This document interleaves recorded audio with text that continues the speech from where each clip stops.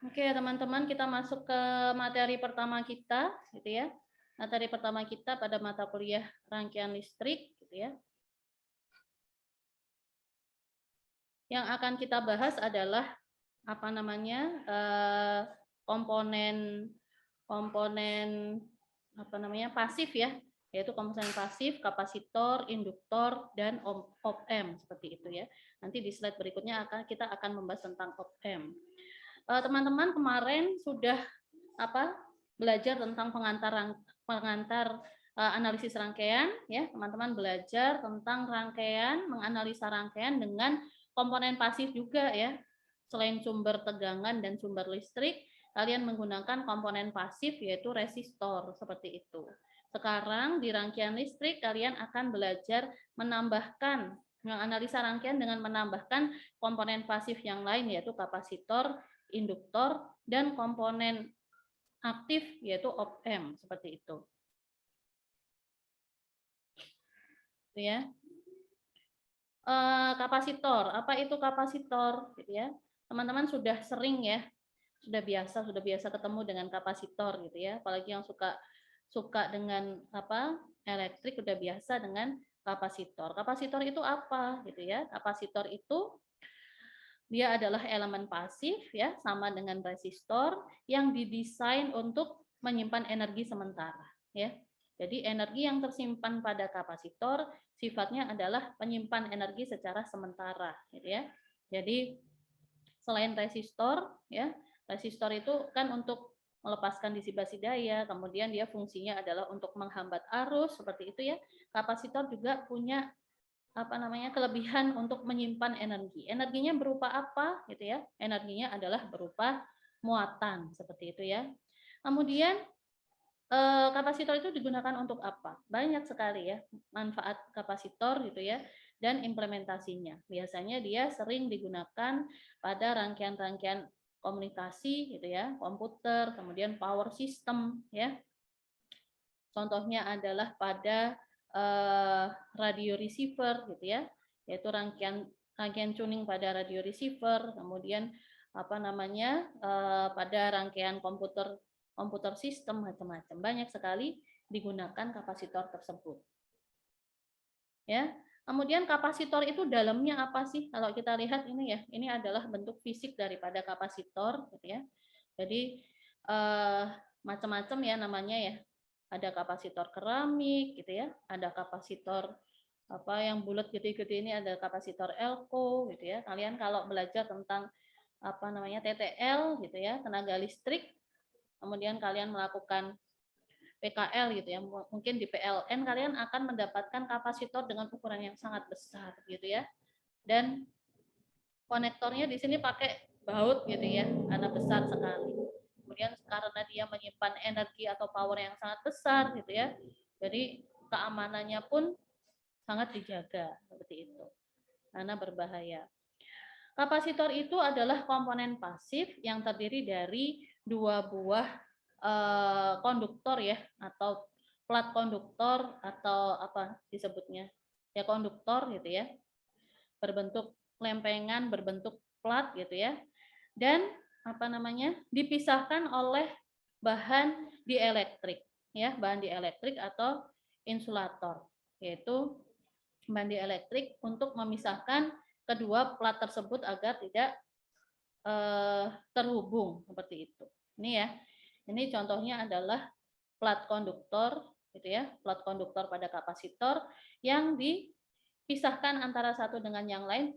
Di tengahnya ini gitu ya, di tengahnya ini diberikan bahan dielektrik macam-macam jenisnya, ada udara gitu ya, kemudian ada cairan elektrolit gitu ya, sehingga kalau pakai cairan elektrolit namanya adalah kapasitor elko yang gede-gede ini ya, kapasitor elko. Kemudian ada yang keramik gitu ya, ada yang keramik, ada yang kertas seperti itu. Kemudian mika gitu ya, macam-macam ya. Kita lihat apa energi yang disimpan ya. Yang kita inginkan adalah jika kita menghubungkan kapasitor ya dengan sumber tegangan, maka akan mengalir aliran aliran listrik seperti itu ya. Aliran listrik dengan cara apa gitu ya? Dengan cara apabila kita menghubungkan sumber tegangan ya, positif dan negatif dengan terminal positif dan negatif, maka pada terminal positif tersebut akan bergerak akan menuju di lempengan pertama muatan positif ya, sampai penuh muatan positif. Jika sudah mencapai batasnya maksimalnya gitu ya, atau barriernya, maka dia akan muatan tersebut akan berpindah menuju ke plat berikutnya gitu ya. Plat berikutnya sampai ke tegangan dengan terminal negatif, sehingga akan mengalir arus listrik di situ gitu ya. Masih terdengar suara Ibu, teman-teman? Masih, Bu. Masih, Bu, masih. Masih, Bu. Masih, Bu. Lanjut ya. Jadi yang disimpan itu apa energinya, gitu ya? Yang disimpan itu adalah Q atau muatan, di mana Q sama dengan C kali V. C itu adalah kapasitansi daripada kapasitor. Kalau kemarin kita apa namanya belajar tentang resistor, resistor itu memiliki nilai resistor, yaitu resistansi namanya. Kalau pada kapasitor namanya adalah kapasitansi dan notasinya adalah C besar dikalikan tegangan, gitu ya. Jadi apa namanya besarnya muatan itu sama dengan besarnya kapasitansi dikalikan dengan tegangan V. Kemudian kita akan belajar tentang kapasitansi C pada kapasitor, ya. Apa itu kapasitansi, gitu ya? Kapasitansi itu adalah rasio dari apa namanya perubahan perbedaan tegangan, ya. Perbedaan tegangan pada kedua plat, gitu ya, kedua plat konduktor, gitu ya. Jadi kapasitansi itu seperti itu, dan satuannya adalah farad, gitu ya. Satuannya adalah farad, di mana 1 farad sama dengan 1 coulomb per volt, ya. Kita lihat. Ini adalah bagian-bagian daripada kapasitor dan faktor-faktor yang mempengaruhi nilai dari kapasitansi. Apa saja faktor yang mempengaruhi? Yang pertama itu adalah luas permukaan area dari konduktor tersebut, dari plat konduktor. Jadi semakin luas areanya, maka nilai kapasitansinya pun akan semakin besar. Ya, seperti tadi Ibu sebutkan, kapasitor power itu kan gede-gede ya, semakin gede maka nilai kapasitansinya pun akan semakin besar, sehingga dia menyimpan muatannya juga semakin besar, seperti itu. Yang kedua adalah jarak di antara plat, ya. Jarak di antara plat ini atau D gitu ya. Kalau apa namanya luasan dari plat tersebut adalah A notasinya, kalau jarak itu adalah notasinya D. Jadi semakin kecil jaraknya, maka nilai kapasitansinya pun akan semakin besar, seperti itu. Yang ketiga adalah faktor yang mempengaruhi adalah permitivitas bahan dari apa namanya bahan dielektrik atau insulator tadi ya. Jadi bahan penyekat ya antara dua buah plat kapasitor ya, itu jenisnya macam-macam. Ada jenis apa tadi? Udara gitu ya, mika gitu ya, keramik, kertas gitu ya. Nah, itu memiliki nilai permittivity bahan yang berbeda-beda. Ada kalau kalian belajar fisika pasti sudah dibahas di situ ya. Jadi semakin besar nilai permittivitasnya, maka nilai kapasitansinya pun akan semakin besar. Sehingga untuk mencari nilai kapasitansi ya, C, nilai kapasitansi jika dilihat dari faktor materialnya atau faktor pembentuknya, maka nilai C kapasitansi adalah permitivitas bahan dikalikan luas dari apa? Plat gitu ya, dibagi dengan jarak antara kedua buah plat konduktor. Ya, teman-teman, kalau kemarin simbol resistor itu adalah gambar itu ya yang bergerigi itu, kalau simbol dari kapasitor itu adalah dia bagaikan sebuah garis yang tegak lurus ya dan sejajar menunjukkan apa plat konduktor, dan di tengahnya itu ada penyekatnya gitu ya, penyekat seperti ini simbolnya ya. Simbolnya seperti ini, notasinya adalah C. Kemudian kita juga bisa lihat ini adalah simbol kapasitor kapasitor variabel dengan tipe variabel. Kalau ini adalah tipe yang fix gitu ya, ini tipe variabel. Kalau pada resistor itu ya potensiometer gitu ya, kemudian rotari, macam-macam. Ya, ini adalah pada kapasitor. Dan kapasitor gitu ya, secara komersial gitu ya, dia itu tersedia dalam beberapa macam ukuran dan tipe ya. Jadi dan ukurannya pun ringnya pun tidak terlalu besar yang dijual di pasaran gitu ya. Jadi ringnya dari picofarad sampai mikrofarad seperti itu. Kemudian tipenya juga macam-macam ya, ada yang fix, ada yang variabel yang dijual di pasaran.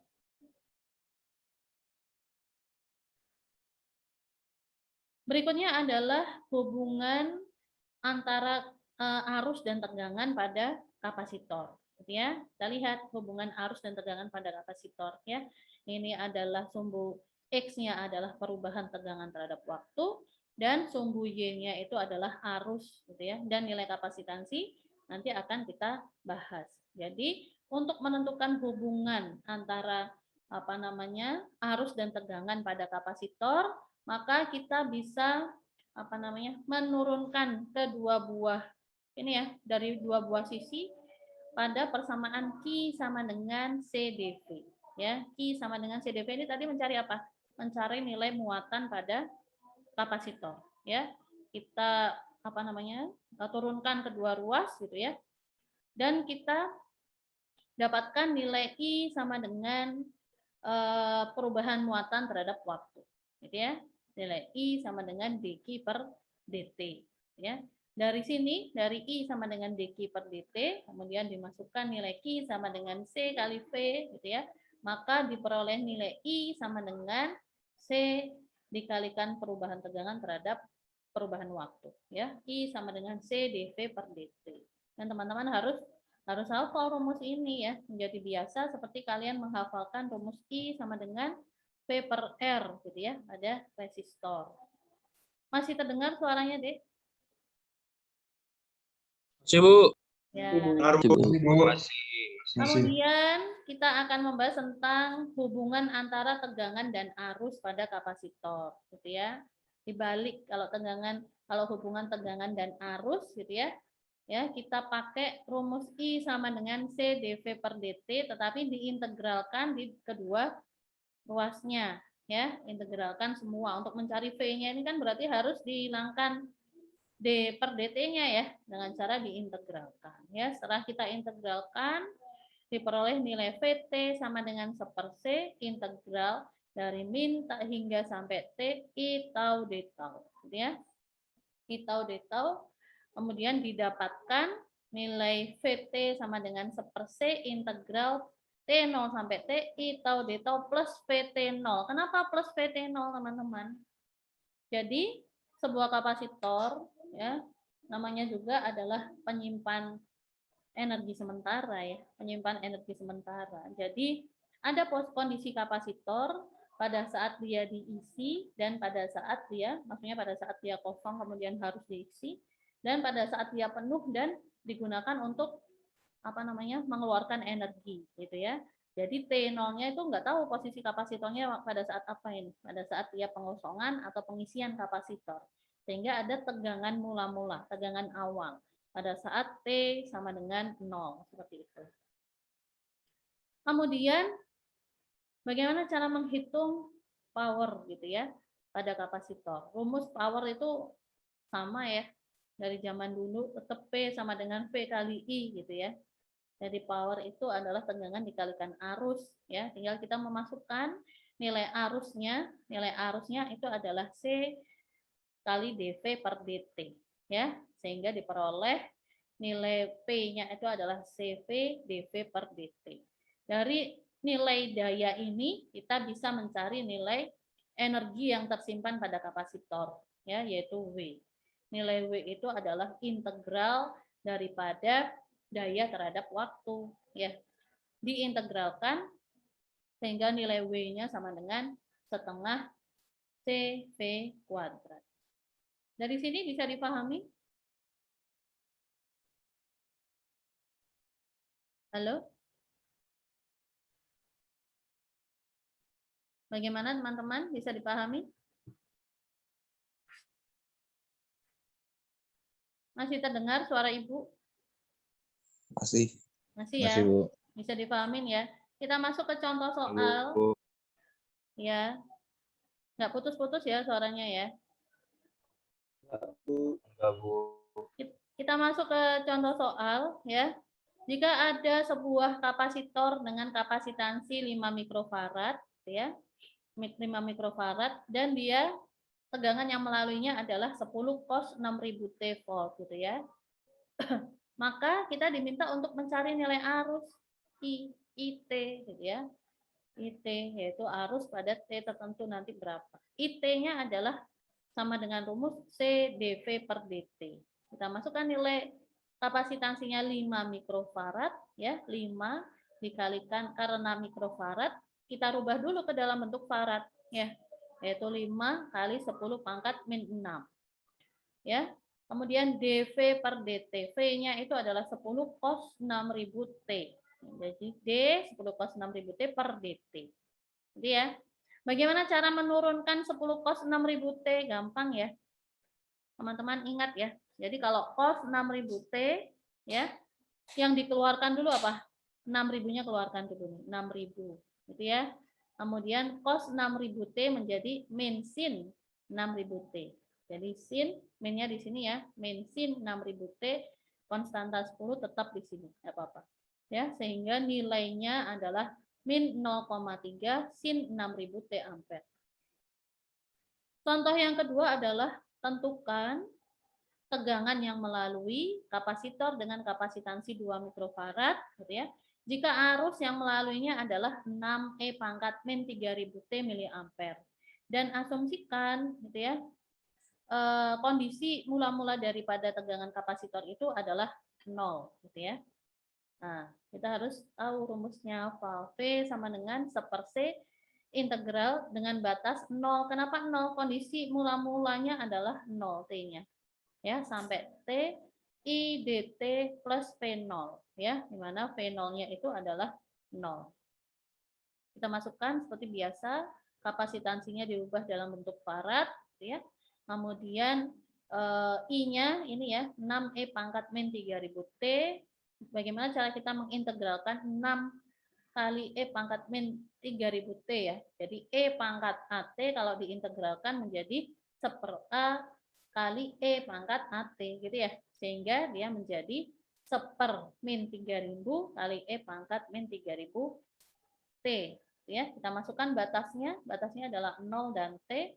Sehingga nilai tegangannya adalah 1 min E pangkat min 3000 T volt.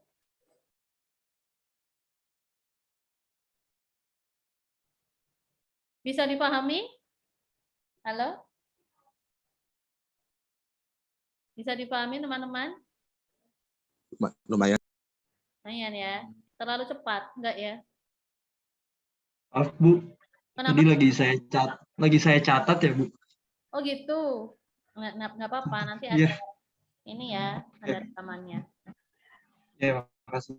Berikutnya adalah tentukan arus yang melalui kapasitor dengan kapasitansi 200 mikrofarad ya, di mana nilai tegangannya, nah ini nilai tegangannya. Nilai tegangannya ditunjukkan dalam sebuah grafik ya. Tahu ini grafik tegangan dari mana? Kita lihat sumbu X-nya itu adalah T perubahan waktu dan sumbu Y-nya itu adalah VT.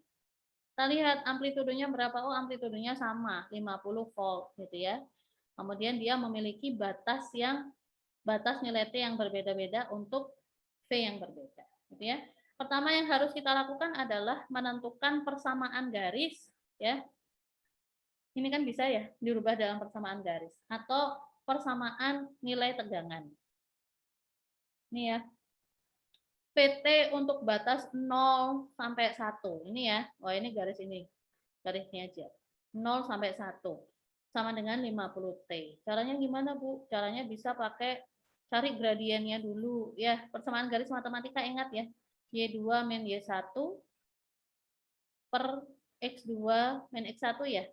Nah, atau Y sama dengan MX plus T atau seperti apa gitu ya. Kalian lebih paham. Kemudian untuk batas 1 sampai T kita lihat dia memiliki gradiennya yang sama gitu ya, kemiringannya sama kan, pasti gradiennya sama. Sehingga dijadikan satu batasnya yaitu batas 1 sampai 3 diperoleh persamaan nilai tegangannya adalah 100 min 50 T ya. Kemudian dengan batas 3 sampai 4 ya, dengan amplitudo min 50 diperoleh persamaan min 200 plus 50 T. Setelah diketahui persamaan nilai tegangan dengan batasnya setiap nilai T, maka kita diminta apa? Diminta mencari arus. Ya. Jadi I-nya sama dengan C dV per dt. Gampang saja gitu ya, mudah sekali. Untuk mencari nilai I, kita masukkan rumusnya. C-nya adalah 200, mikrofarad adalah 10 kali pangkat min 6 dikalikan dV per dt. Ya, kita turunkan satu-satu. 50 T turunannya adalah 50 ya.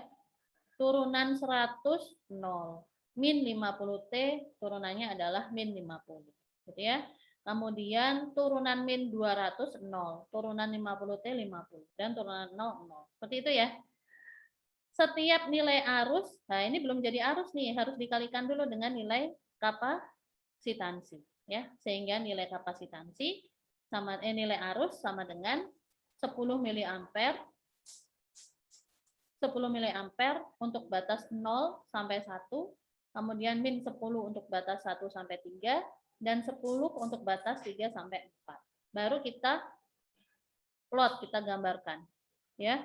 Nah, batas X-nya adalah T, batas Y-nya ya, sumbu Y-nya adalah I dalam miliampere. Terserah mau dalam ampere, mau dalam miliampere boleh gitu ya. Yang penting amplitudenya sama. Dengan amplitudo maksimal 10, minimalnya min 10. Langsung saja kita gambarkan ya. Untuk batas 0 sampai 1 amplitudenya 10. Nah, seperti ini. Batas 1 sampai 3 amplitudenya min 10. Batas 3 sampai 4 amplitudenya 10. Oke, dari sini bisa dipahami terlebih dahulu teman-teman. Halo? Masih terdengar dengan Lumayan, baik suara Bu. Ibu? Masih, Bu, masih. Bisa, Bu. Ini tadi patah-patah, Bu, suaranya. Patah-patah? Iya. Tapi nggak tahu. Juga. Katakan dari kotanya, Bu ya? Ada. Lanjut ya. Gue mau nanya Ya, boleh. Gimana? yang tadi, yang sebelumnya, Kenapa? yang sebelumnya, slide sebelumnya. Ini. Iya. Ya. Itu yang di atas, yang VT 100 sama min 200-nya itu dari mana, Bu? Itu dari persamaan garis ya. Jadi kalian di matematika kan ada ya persamaan garis dari dua buah titik ya. Ini kita lihat ya, batas 1 sampai 6. Titik ini berarti apa titik ini? 1,50 ya. Yang di titik ini berapa? Yang di titik sini adalah 3, min 50. Gitu ya. Berarti gimana nih? Y2 min Y1 dibagi X2 per X1. Gitu ya. Untuk mencari gradiennya. Bisa dipahamin, Dek? Oke, Bu. Makasih. Nanti cari lagi ya, persamaan garis ya. Berikutnya adalah kapasitor seri dan paralel pada kapasitor. Ya, kalau seri dan paralel pada resistor sudah paham ya, gitu ya teman-teman. Fungsinya apa untuk belajar tentang seri dan paralel pada kapasitor? Fungsinya adalah untuk mencari nilai ekivalen dari kapasitansi. Seperti itu ya. Untuk menyederhanakan rangkaian, mencari nilai ekivalennya. Oh, banyak macam-macam ya. Model-model rangkaian yang dibuat sedemikian rupa gitu ya. Kemudian kita bingung, maka kita harus mencari nilai ekivalennya. Seperti itu. Ini adalah jika ada beberapa kapasitor yang dipasang secara paralel, ini paralel ya, dan dihubungkan dengan sumber arus I, ya, maka akan berlaku apa kalau seperti ini, teman-teman? Kemarin kalian belajar resistor, akan berlaku apa ini? Hukum apa?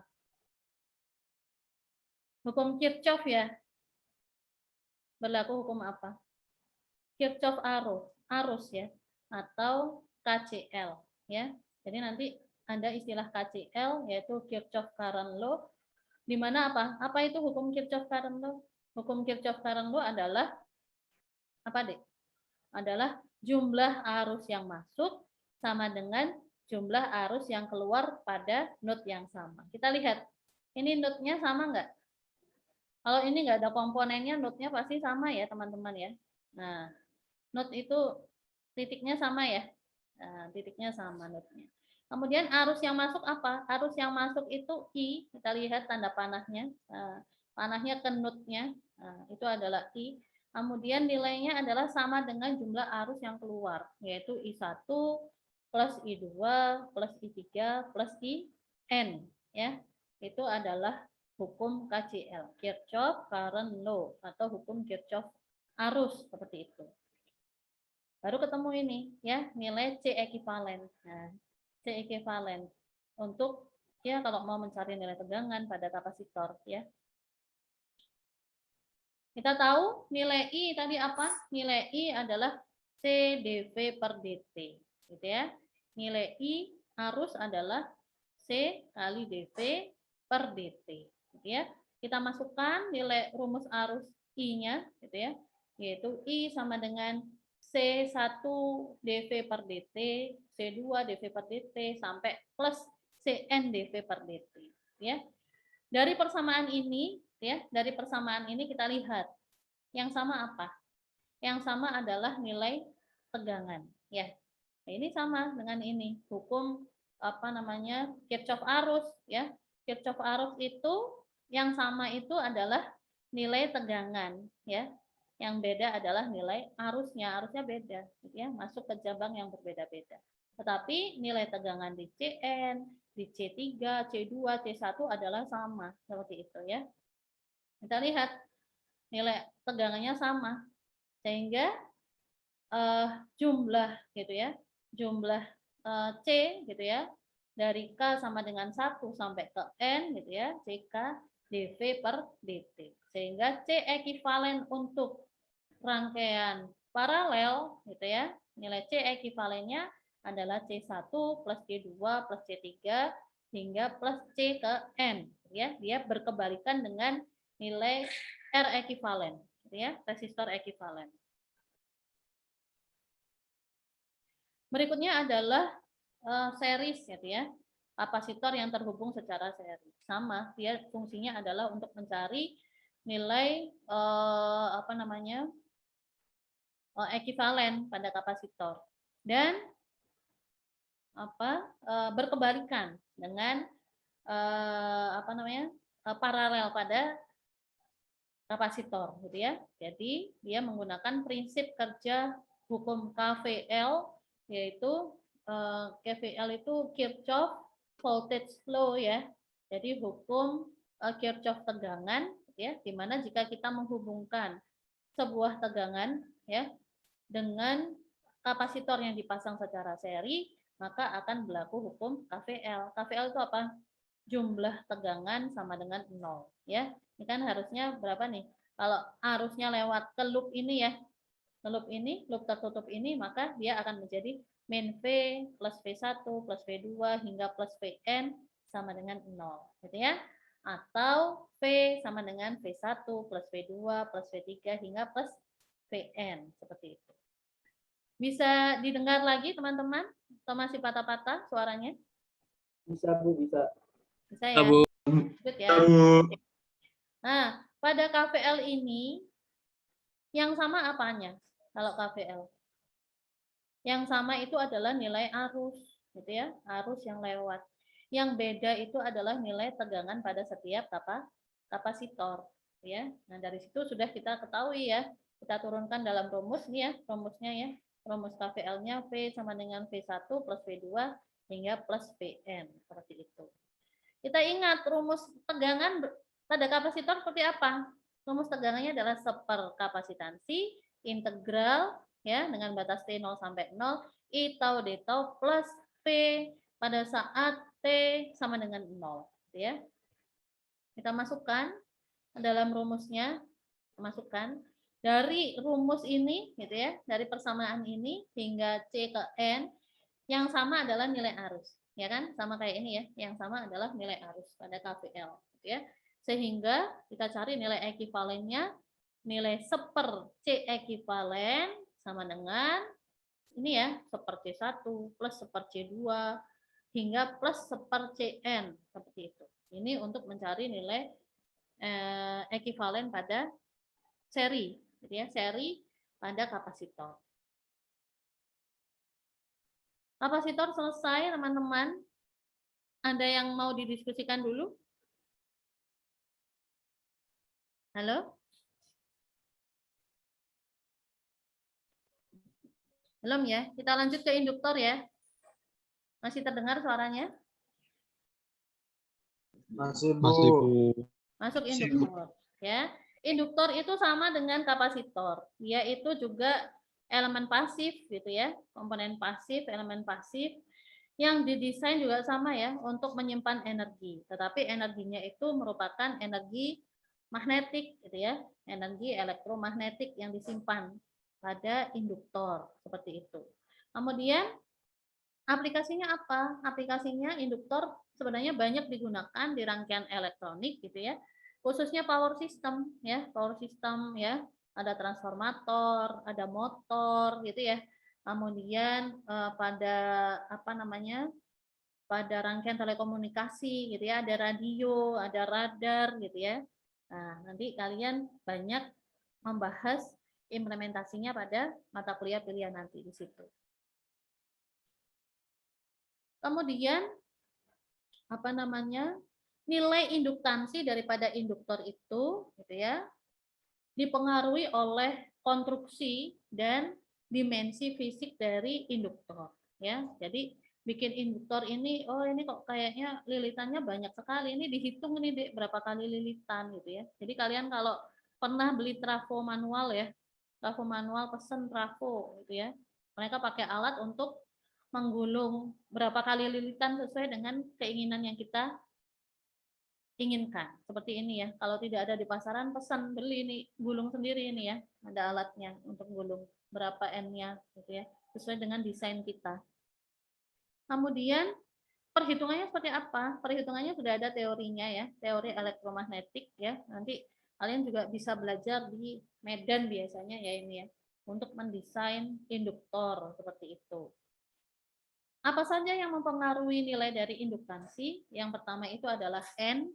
N itu adalah banyaknya putaran gitu ya, banyaknya apa ini? Banyaknya gulungan gitu ya, banyaknya gulungan pada apa namanya? Banyaknya putaran tuh ya, banyaknya gulungan. Kemudian yang pengaruh berikutnya itu adalah L gitu ya. L itu adalah panjang daripada core gitu ya. Ini N ya. Ya.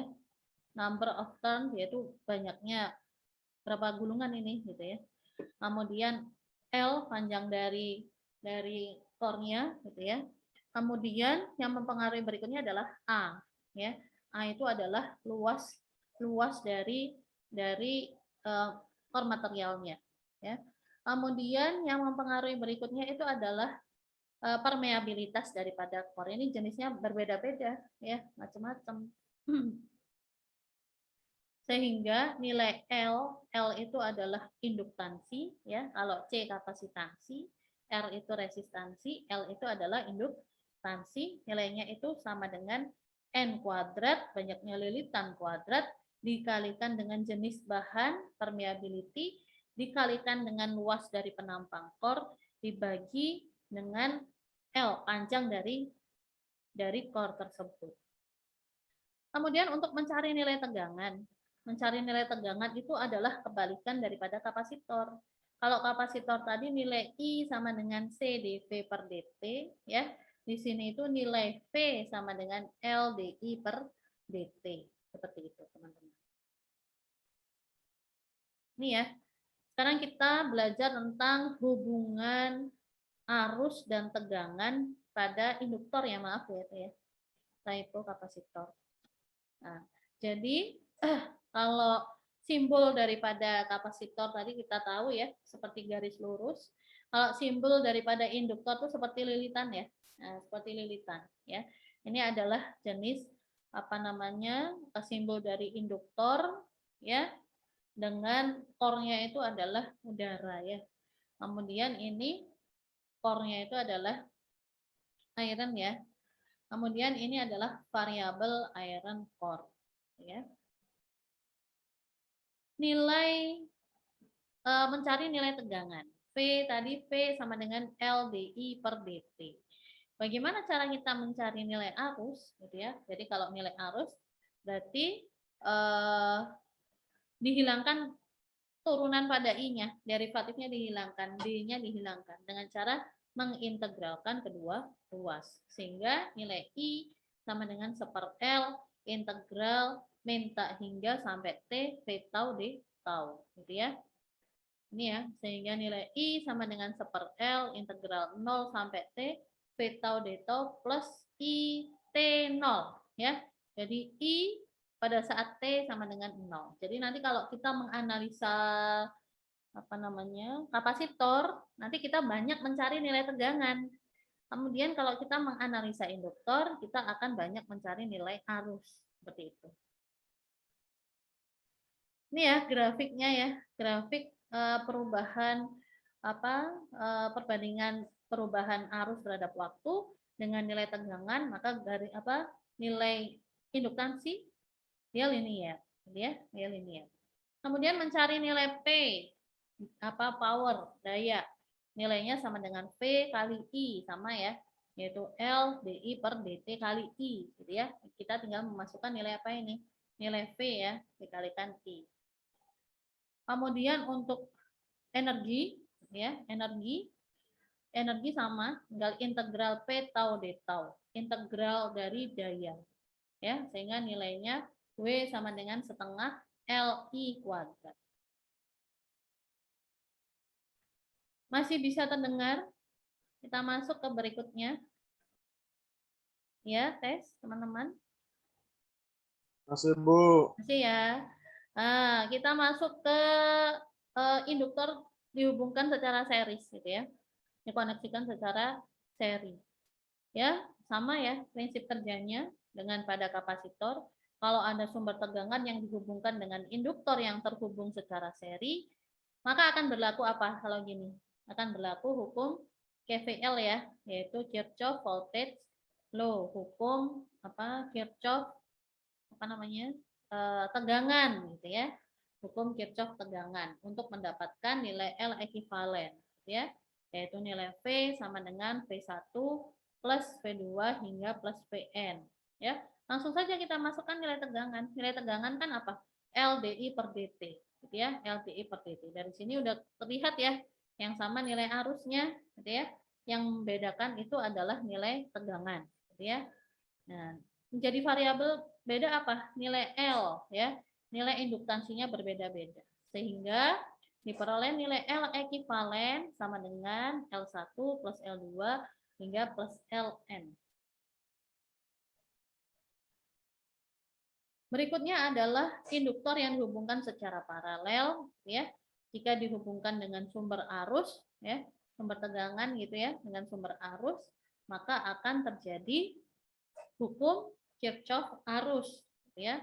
Hukum Kirchhoff arus di mana I masuk gitu ya, I input sama dengan I output ya, I1 plus I2 plus I3 hingga plus I ke N. Kita masukkan rumus arus I sama dengan 1/L integral T0 sampai T V dt ya, hingga ke Ln-nya ya. Dari sini disederhanakan, diperoleh nilai L ekuivalen adalah 1/L ekuivalen sama dengan 1/L1 plus 1/L2 hingga 1/Ln. Jadi untuk prinsip series paralel pada induktor itu sama persis dengan resistor, teman-teman ya, sama persis dengan resistor. Jadi kalian tinggal menghafalkan salah satu dan untuk kapasitor tinggal dibalik. Seperti itu. Ini ya untuk tugas kita. Tugas pertama teman-teman yang harus dilakukan dengan grup. Kalian kerjakan semua ini, tugas ini ya. Jadi ini ada subbab kapasitor, kemudian ada subbab series dan paralel kapasitor, ada subbab induktor ya, kemudian series dan paralel pada induktor. Dari sini ada pertanyaan? Ada pertanyaan? Bertanya Bu, Ya. untuk e-booknya belum Ibu kirim Bu untuk kelas D. Kenapa?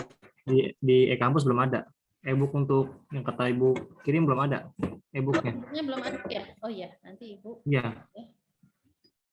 Di kampus.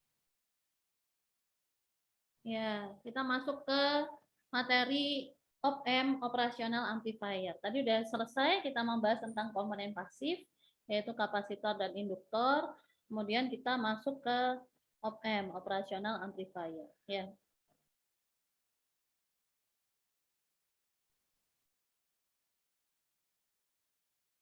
Apa yang akan kita bahas nanti tentang definisi op-amp gitu ya. Kemudian rangkaian op-amp ya macam-macam nanti ya. Ada inverting, ada non-inverting, ada rangkaian summing amplifier, ada difference amplifier, kemudian cascade gitu ya. Kemudian aplikasinya, aplikasi penggunaan op-amp ya. Baru nanti pertemuan berikutnya kita gabungkan antara op-amp dengan kapasitor ya, kapasitor dan induktor. Apa itu op-amp gitu ya? Op-amp itu merupakan elemen aktif ya. Sekarang elemen aktif yang didesain untuk menjalankan operasi matematis ya. Jadi untuk penjumlahan, pengurangan, perkalian, pembagian gitu ya.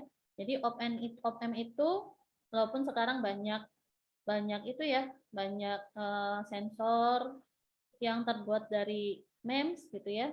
Tetapi op-amp itu juga banyak juga masih digunakan untuk filter gitu ya, filter analog gitu ya. Kemudian untuk rangkaian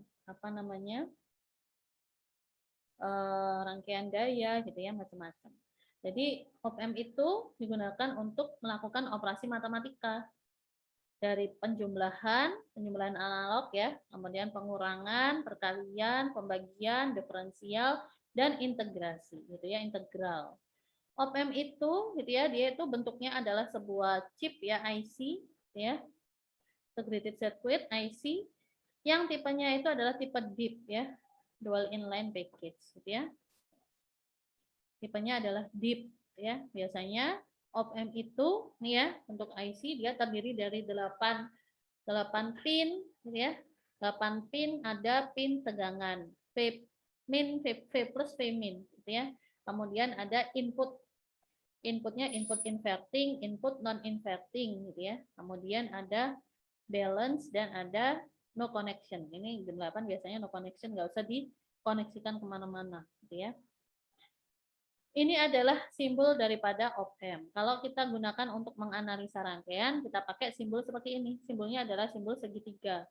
Tapi kalau kita implementasikan dalam sebuah rangkaian secara real, bentuknya adalah IC ya, dengan beberapa pin.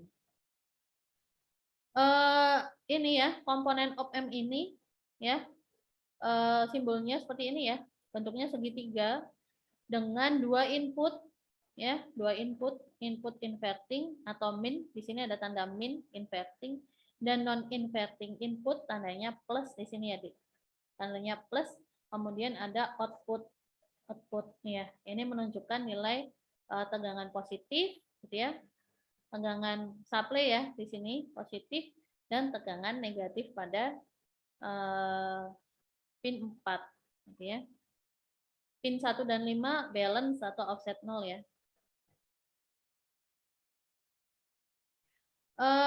Teman-teman, kita berbicara tentang op-amp ideal gitu ya. Jadi apa itu op-amp ideal? Op-amp ideal itu dia memiliki 2 syarat. Yang pertama, syaratnya op-amp ideal itu dia memiliki gain ya, yang sangat besar gitu ya. Gainnya sama dengan tak terhingga ya, tidak terbatas. Dan dia memiliki nilai resistansi input yang juga tidak terbatas. Kemudian dia memiliki resistansi output yang nilainya adalah sama dengan 0. Ya. Ini terlihat ya, slide Ibu ya. Halo? Terlihat, Terlihat, terlihat, Bu. Lihat ya. Kemudian ya, karakteristik op-amp ideal. Karakteristiknya adalah arus yang melalui kedua terminal input sama dengan 0. Terminal input tadi apa? Terminal input positif dan terminal input negatif. Sama dengan 0. Jadi I1 di sini ya disebutkan I1, V1 ini terminalnya akan ada arus yang mengalir di sini ya. Nilainya adalah 0 dan I2 sama dengan 0. Ya. Ini ya, bisa kita lihat teman-teman. Apa namanya? Ini adalah op-amp gitu ya, dengan terminal negatif dan terminal positif ya. Jika kita hubungkan terminal negatif dengan sumber tegangan V1 dan terminal positif dengan sumber tegangan V2 ya, maka sifat daripada karakteristik op-amp ideal, nilai arus yang menuju terminal negatif sama dengan 0 dan arus yang menuju terminal positif sama dengan 0. Sehingga berapa nilai tegangannya? Nilai tegangan V2 sama dengan nilai tegangan V1. Gitu ya. Ini ya, berarti nilainya sama dengan 0. Berikutnya, ya, kita lihat berapa nilai arus. Ini ya, kita lihat rangkaian ini teman-teman. Berapa nilai arus I0? Ya, kalau kita lihat di sini arus I0, di sini akan berlaku hukum Kirchhoff arus ya. Ya, anggap ini adalah sebuah node gitu ya. Titik node-nya, maka arus yang masuk sama dengan arus yang keluar. Arus yang masuk itu dengan tanda yang masuk ya ke node yang sama yaitu I1 plus I2 plus I plus gitu ya. I plus ini dari supply gitu ya. Plus I min nilainya adalah sama dengan I0 gitu ya. Karakteristik yang kedua adalah tegangan yang melalui terminal input sama dengan 0 ya, yaitu tegangan VD. Ini VD, tegangan antara terminal input yaitu terminal negatif inverting dan terminal non inverting yaitu VD, nilainya adalah sama dengan 0 ya, atau sama dengan V2 min V1 sama dengan 0 ya. Sehingga nilai V1-nya sama dengan V2 atau nilai tegangan di terminal positif sama dengan nilai tegangan di terminal negatif. Ini yang harus kita pahami untuk menganalisa op-amp ideal. Jadi di RL ini kita hanya membahas op-amp ideal. Nanti kalau kalian belajar ke elektronika, kalian akan membahas op-amp yang tidak ideal. Dari sini bisa dipahami, teman-teman? Halo? Bisa Bu, Bisa, Bu, bisa. bisa. Ya. Sekarang kita masuk ke rangkaian op-amp. Jadi rangkaian op-amp ideal itu yang akan kita bahas itu inverting, non-inverting, summing amplifier, difference amplifier, dan cascade. Pertama adalah inverting amplifier. Ini inverting, namanya adalah inverting. Inverting itu artinya apa? Pembalik gitu ya. Pembalik. Jadi inverting amplifier rangkaiannya seperti ini, yaitu kita akan menghubungkan sumber tegangan di terminal negatif atau terminal inverting ya. Sebelum itu kita hubungkan sumber tegangan dengan R1. Ini R1 ya. R1 kemudian dari R1 dihubungkan ke terminal negatif dan dari terminal negatif di feedback gitu ya ke tegangan output melalui resistor RF ya, melalui RF. Nah, ini adalah rangkaian inverting amplifier. Bu harus hafal, gampang yang ngafalin ini ya. Ya. Kemudian kita akan menganalisa berapa nilai tegangan output pada rangkaian inverting gitu ya. Awal prinsip op-amp dasar gitu ya harus kita pahami, yaitu arus yang melalui ini terminal negatif nilainya adalah sama dengan 0 volt, 0 ampere. Kemudian arus yang melalui terminal positif sama dengan 0 dan PD atau tegangan di antara apa Dek? Terminal negatif dan positif nilainya adalah 0 volt seperti itu, gitu ya.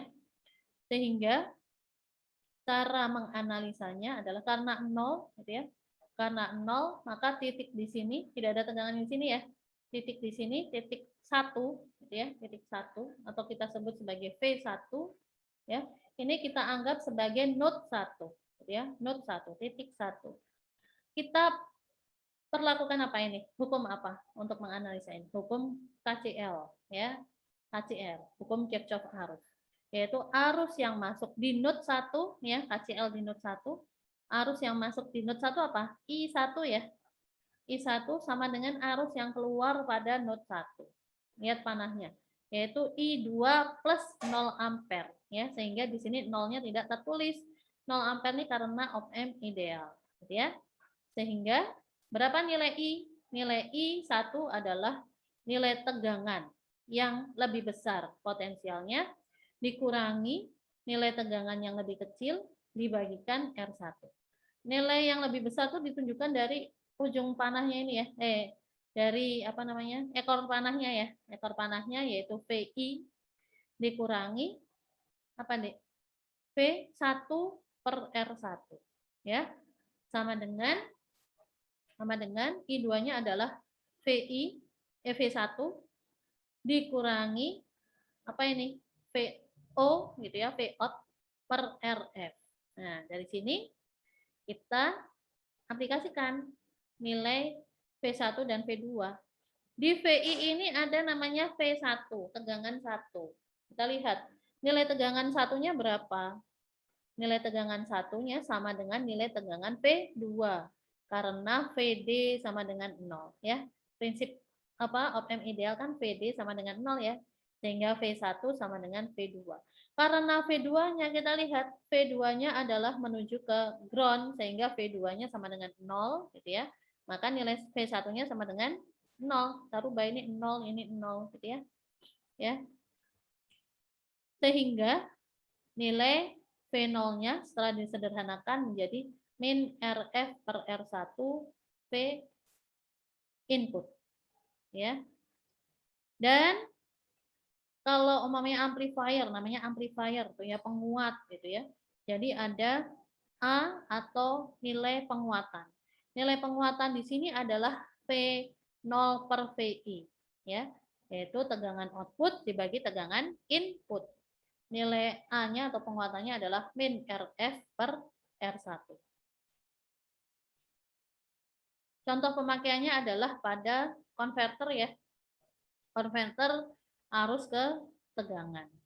Dari sini bisa dipahami teman-teman? Bisa dilanjutkan lagi? Boleh Bu, lanjut Bu. Lanjut ya. Berikutnya kita masuk ke rangkaian non-inverting ya, penguat non-inverting ya. Kalau pada inverting tadi sama ya, ada resistor R1 dan RF. Yang membedakan adalah sumber tegangannya. Sekarang sumber tegangannya dihubungkan pada terminal positif ya, atau terminal non-inverting seperti itu. Analisa yang digunakan sama, yaitu analisa hukum Kirchhoff arus gitu ya, hukum Kirchhoff arus, dan kita tetap menggunakan prinsip op-amp ideal ya.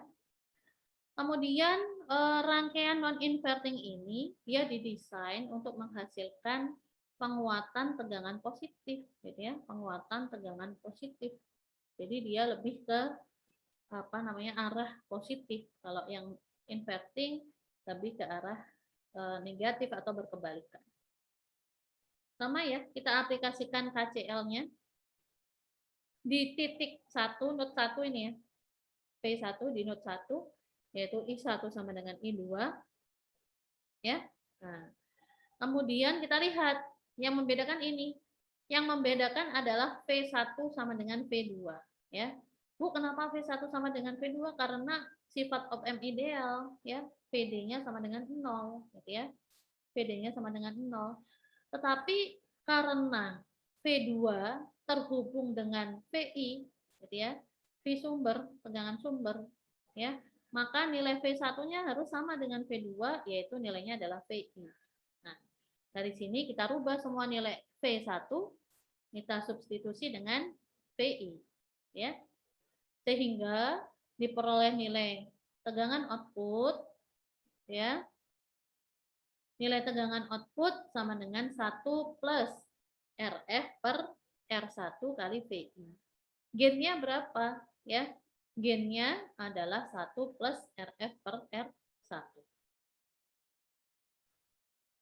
Berikutnya, terlihat rangkaian berikutnya, teman-teman. Ya, Bu. Lihat, Bu. Ya, ini adalah summing amplifier, rangkaian penguat penjumlah gitu ya, rangkaian penguat penjumlah. Pada rangkaian ini terlihat ya, semua sumber tegangan itu ada di terminal negatif gitu ya. Ada di terminal negatif. Dan terminal positif dihubungkan dengan ground.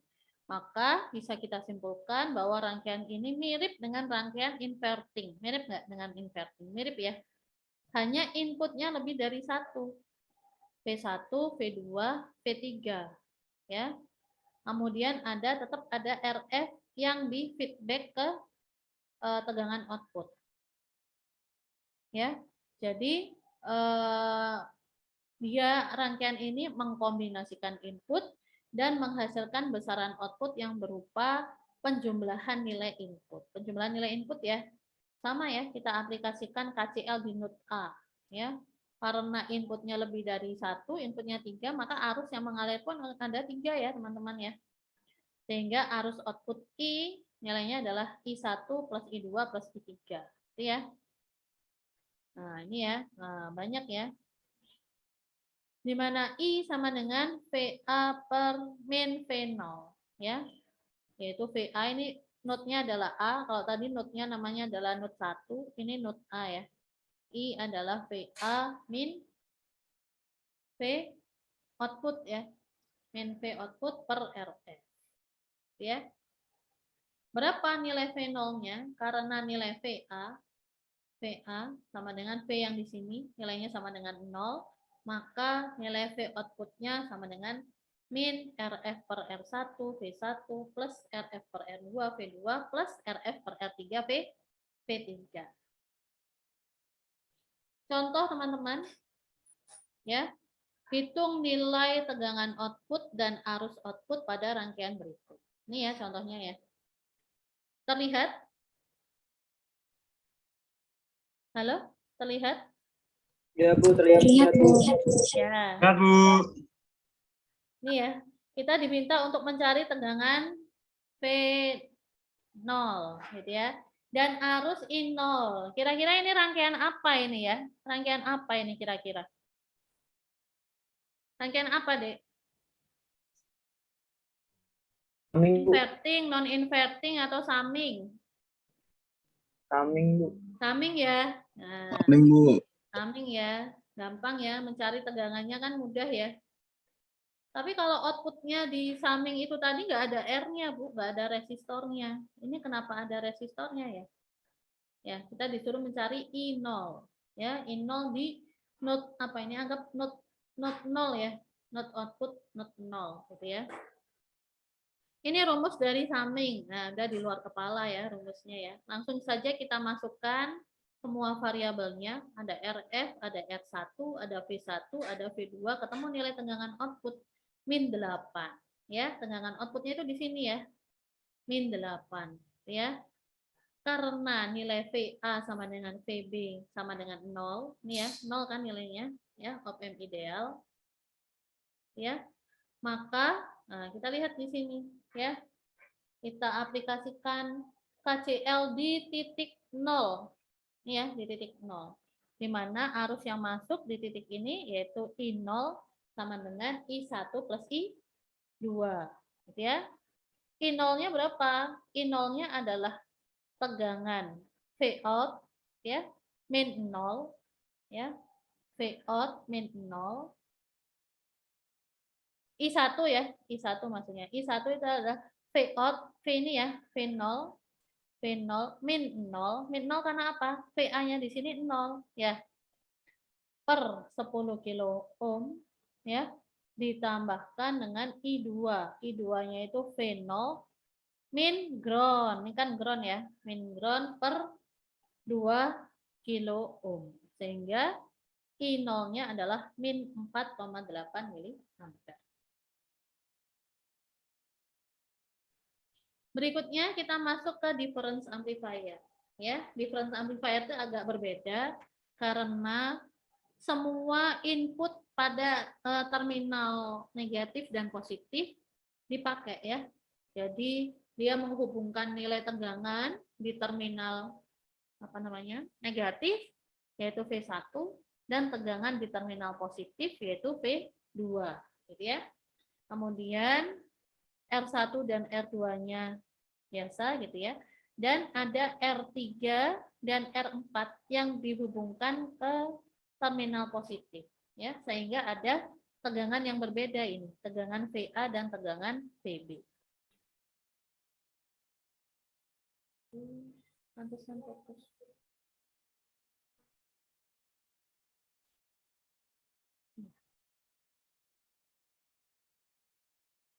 Bisa dilanjutkan teman-teman? Bisa, Bu. Bisa, Bu. Tadi terputus ya.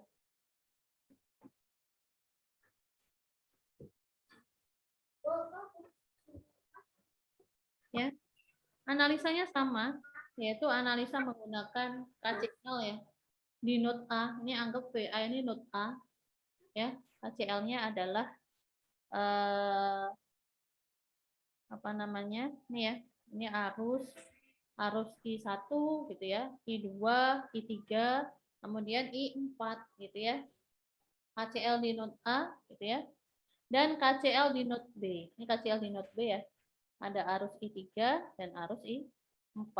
Arus I3-nya itu adalah V2 min VB per R3 dan arus I4-nya itu adalah VB min ground 0 per R4 ya. Dari sini kita hubungkan ya, karena sifat op M ideal itu VA sama dengan VB ya. Ya, VA sama dengan VB, maka kedua persamaan ini gitu ya, setelah di substitusi, maka rumus V0-nya adalah R2 kali 1 plus R1 per R2 per R1 kali 1 plus R3 per R4 V2 min R2 per R1 V1. Contohnya, masuk ke contoh teman-teman. Bisa dilanjut ya. Ya, kita diminta untuk mendesain rangkaian op-amp yang memiliki tegangan output V0 sama dengan min 5 V1 plus 3 V2. Kita diminta untuk mendesain. Kira-kira gimana? Kalau mau desain ini kira-kira gimana, teman-teman? Apa idenya? Ada plus, ada min gitu ya. Bisa pakai yang pertama bisa pakai summing gitu ya. Atau bisa pakai difference amplifier ya. Tergantung. Kalau kita mau menggunakan satu op-amp ya, maka kita bisa menggunakan difference amplifier ya. Kita masukkan ke dalam rumus difference amplifier-nya ya. Kemudian kita ini kan ya, rumusnya adalah R2 per R1 kali ini ya V2 min R2 per R1 kali V1. Minnya adalah, nah ini kita anggap R2 per R1 itu adalah gennya itu 5 ya, 5. Sehingga nilai R2 sama dengan 5R1 ya. Nah, kita tinggal masukkan ini nilai R2 yaitu 5, R2 per R1 adalah 5 di sini ya. Kemudian sama dengan 3 di sini. Ya, V2 kan 3 ya gennya. V2 3 sehingga kita sederhanakan diperoleh nilai apa deh? Nilai R3 sama dengan R4. Ketemu ya, nilai R2 ada, nilai R1 ada, R3 dan R4 ada. Tinggal kita misalkan ya, namanya mendesain. Kalau mendesain itu kan Ya terserah kita maunya berapa nilai komponen yang kita gunakan. Jika nilai R1-nya yang saya desain, saya pilih itu adalah 10 kilo ohm, maka nilai R2-nya itu adalah 5 kali R1. Ya, R2-nya 50 kilo ohm. Ya, kemudian R3-nya ya saya mau menggunakan 20 kilo ohm. Maka nilai R4-nya harus sama 20 kilo ohm. Maka kita akan menghasilkan sebuah rangkaian ya, sebuah rangkaian yang tegangan outputnya adalah dia memiliki apa? Memiliki gain min 5 kali tegangan input 1 ya, dijumlahkan dengan gainnya adalah 3 kali dari tegangan input 2. Berikutnya kalau kita menggunakan 2 buah op-amp, teman-teman. 2 buah op-amp. Yang pertama kita lihat, pertama ada min 5V1 ya, min 5V1 ya. Sehingga tegangan V out-nya kita rubah. Saya mau pakai 2 op-amp gitu ya. Saya mau pakai summing gitu ya, summing amplifier. Maka kita rubah yang negatif ini, yang positif menjadi negatif gitu ya. Yang positif yaitu 3V2 saya akan rubah ke dalam bentuk min VA ya, min VA, sehingga nilai VA-nya adalah min 3V2 ya, min 3V2 ini ya. Nah, saya mau menggunakan summing amplifier ini ya, summing. Nah, sehingga pertama ya, summing apa yang dijumlahkan pertama kali yaitu min 3V2. Min 3V2 itu berarti kalau kita lihat min 3 berarti dia penguatannya negatif adalah rangkaian inverting. Saya desain dulu rangkaian invertingnya. Nih, didesain. Sehingga outputnya adalah VA. Outputnya adalah VA. Ya. Inputnya apa? Inputnya adalah V2. Kemudian gimana caranya saya desain rangkaian itu biar gainnya itu adalah 3. Masukkan saja ke rumus apa tadi? Min RF per R1. Gitu ya. Nah, ini RF-nya, ini R1-nya. Ya. RF per R1. Kemudian setelah dapat nilai VA udah dapat nilai VA, maka nilai VA itu akan menjadi input gitu ya. Nilai VA itu akan menjadi input ya, akan menjadi input pada rangkaian summing berikutnya. Ini rangkaian summing. Ya, rangkaian summingnya. Min VA berarti berapa nilai penguatannya? Penguatannya adalah 1 gitu ya. Penguatannya adalah 1. Kalau penguatannya 1, maka saya akan mendesain nilai RF dan RI-nya nilainya sama. Yaitu 5R1, 5R1. Min 5V1. Min 5V1. Ini ya. Inputnya adalah V1 ya. Inputnya adalah V1.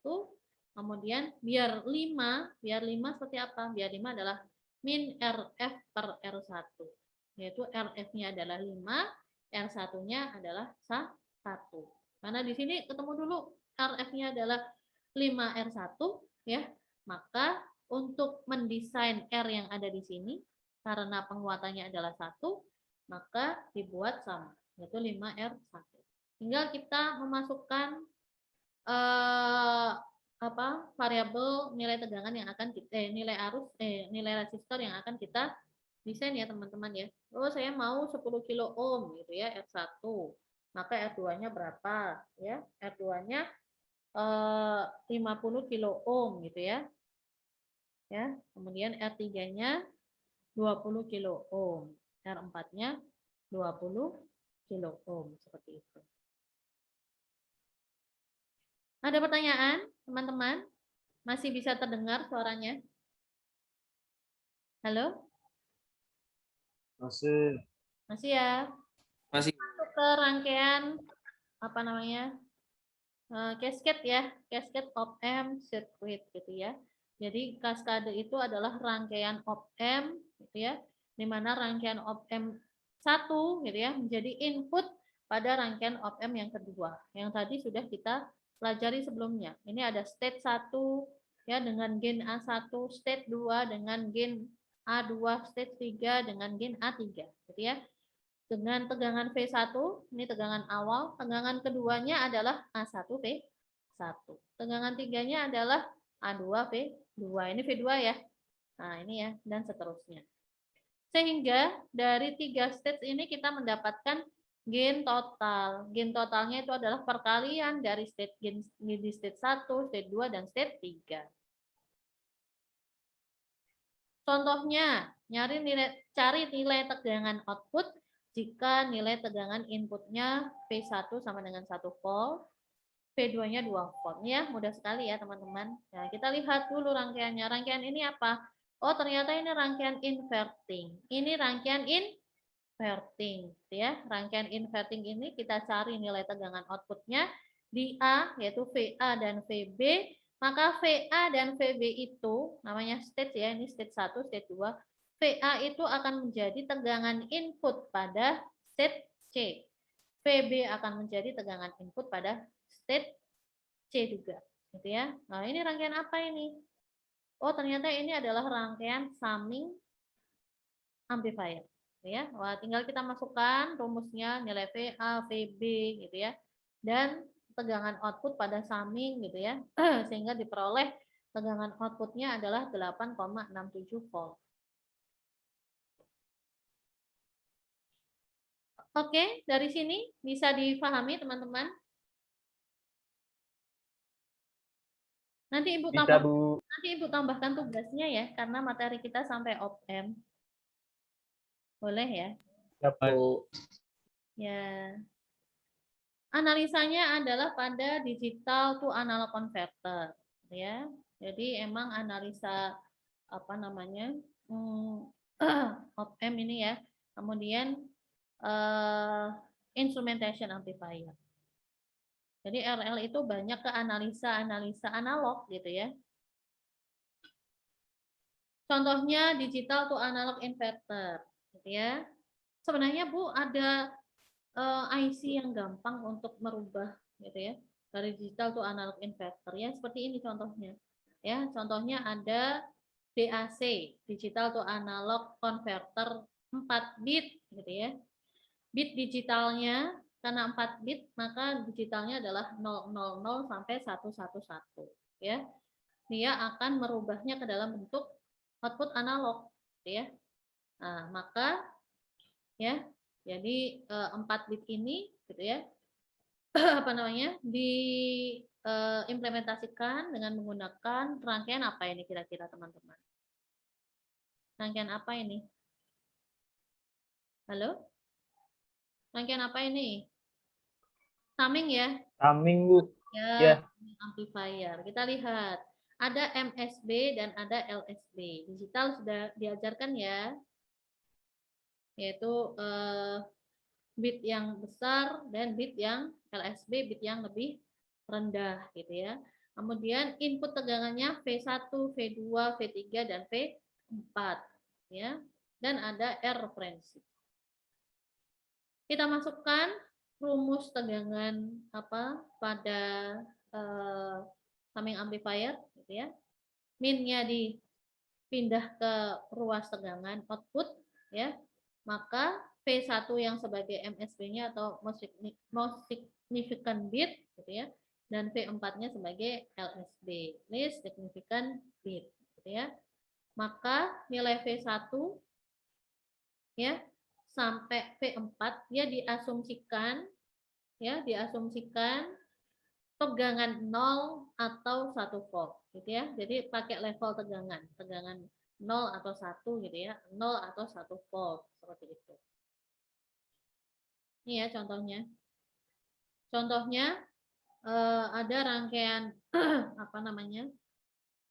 Digital analog converter gitu ya. Dengan parameter RF, R1, R2, R3 sampai R4 seperti ini, ya. Maka tentukan output analog ya untuk setiap input binernya, ya. Input binernya kan macam-macam ya. Nah, sehingga kita substitusikan. Yang pertama gitu ya. Yang pertama adalah kita masukkan dulu nilainya RF dan RF1, kemudian RFR2 gitu ya, macam-macam. P1 itu adalah MSB, P4 itu adalah LSB gitu ya.